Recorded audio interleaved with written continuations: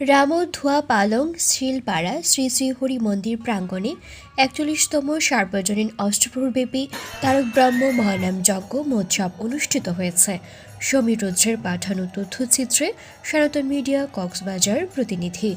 পরম পুরুষ শ্রী শ্রী রামকৃষ্ণ পরমহংসদেবের ১৯১তম জন্মতিথি উপলক্ষে শ্রীমৎ স্বামী চিন্তাহরণপুরী মহারাজ কর্তৃক মন্দিরে ৪১তম সার্বজনীন অষ্টপ্রহরব্যাপী তারক ব্রাহ্ম মহানাম যজ্ঞ মহোৎসব সম্পন্ন হয়েছে।